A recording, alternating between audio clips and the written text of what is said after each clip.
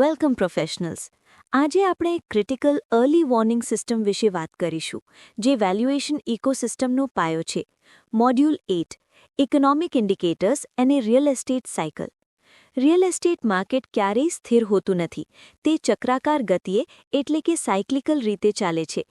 એક સાધારણ રિસર્ચર માત્ર આજની કિંમત જુએ છે, પરંતુ એક સિનિયર વેલ્યુઅર મેક્રો ઇન્ડિકેટર્સ દ્વારા ભવિષ્યના પીક અને બબલને પારખવાની ક્ષમતા રાખે છે. આંતરરાષ્ટ્રીય પ્રેક્ટિસમાં માર્કેટ સાયકલ એનાલિસિસ વગરનું વેલ્યુએશન અધૂરું ગણાય છે. માઇન્ડ મેપના સેન્ટ્રલ નોડ ઇકોનોમિક ઇન્ડિકેટર્સ અને રિયલ એસ્ટેટ સાયકલથી જોડાયેલી પહેલી મુખ્ય બ્રાન્ચ માર્કેટ ફેઝિસ પર ધ્યાન આપો. રિયલ એસ્ટેટ સાયકલના 4 તબક્કા છે. રિકવરી, જ્યાં માંગ વધવાની શરૂઆત થાય છે. એક્સપેન્શન, જેમાં બાંધકામ અને વેચાણ વેગ પકડે છે. હાઇપર સપ્લાય, જ્યાં વેકેન્સી રિસ્ક વધે છે. અને રિસેશન, જેમાં કિંમતો અને એક્ટિવિટી ઘટે છે. જ્યારે પ્રોપર્ટીના ભાવ લોકોની આવક એટલે કે અફોર્ડેબિલિટી કરતાં અનેક ગણા વધી જાય, ત્યારે તે બબલ હોવાનો સંકેત છે. બીજી મહત્વની બ્રાન્ચ ઇકોનોમિક ઇન્ડિકેટર્સ આપણને મેક્રો ડેટા સાથે લિંક કરે છે. જીડીપી ગ્રોથ વધતા કોમર્શિયલ સ્પેસની માંગ વધે છે, જ્યારે ઇન્ટરેસ્ટ રેટ્સ કે રેપો રેટ વધતા હોમ લોન મોંઘી થાય છે અને રેઝિડેન્શિયલ વેચાણ ઘટે છે. ઇન્ફ્લેશન અને લિક્વિડિટી એટલે કે બજારમાં રહેલી નાણાકીય તરલતા સીધી રીતે કેશ ફ્લોને અસર કરે છે.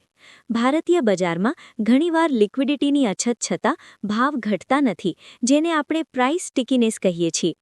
ઇન્વેસ્ટર બિહેવિયર બ્રાન્ચ આપણને બજારના મનોવિજ્ઞાન વિશે જણાવે છે. તેજીના સમયે એફઓએમઓ એટલે કે ફિયર ઓફ મિસિંગ આઉટને કારણે લોકો વધુ કિંમત ચૂકવવા તૈયાર થઈ જાય છે, જેને ઓવરપેઇંગ કહેવાય છે. રોકાણકારોનું વર્તન હર્ડ મેન્ટાલિટી જેવું હોય છે, જ્યાં તેઓ માત્ર ટ્રેન્ડને ફોલો કરે છે. સિનિયર વેલ્યુઅરે મીન રિવર્ઝનના સિદ્ધાંતને સમજવો જોઈએ, એટલે કે અત્યંત ઊંચા ભાવ લાંબો સમય ટકી શકતા નથી અને તે સરેરાશ કિંમત તરફ પાછા ફરે જ છે. લીગલ અને સ્ટેન્ડર્ડ લિંકેજ મુજબ IVS 104 હેઠળ માર્કેટ અનસર્ટન્ટી વિશે ડિસ્ક્લોઝર આપવું અનિવાર્ય છે. RICS રેડ બુક VPGA 10 સાયક્લિકલ માર્કેટમાં વેલ્યુએશન કરતે વખતે વધારે સાવચેતી રાખવાની સલાહ આપે છે. જો તમે પીક માર્કેટમાં રિસ્ક ફેક્ટર્સનું વર્ણન કર્યા વગર હાઈ વેલ્યુ આપો અને પછી માર્કેટ ક્રેશ થાય, તો પ્રોફેશનલ નેગ્લિજન્સનો કેસ થઈ શકે છે. ફાઇનાન્શિયલ લોજિકમાં આપણે સ્ટ્રેસ ટેસ્ટિંગનો ઉપયોગ કરીએ છીએ.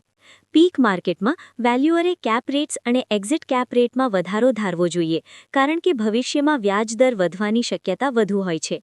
જો માંગમાં 20% ઘટાડો થાય, તો પ્રોજેક્ટની NPV પર શું અસર પડશે તે તપાસવું જરૂરી છે.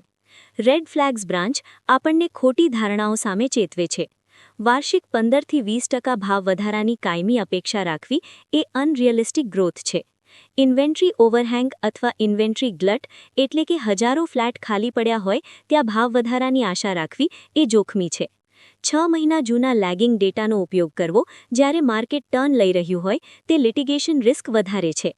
દિલ્હી NCRના લક્ઝરી પ્રોજેક્ટના કેસ સ્ટડીમાં જોયું તેમ માત્ર માર્કેટ અપ્રોચ વાપરીને ઇકોનોમિક ઇન્ડિકેટર્સને નજરઅંદાજ કરવાથી પ્રોજેક્ટ પાછળથી NPA બની શકે છે. અંતે, માર્કેટ સાયકલની સમજ વગરનું વેલ્યુએશન એ પાયા વગરના મકાન જેવું છે.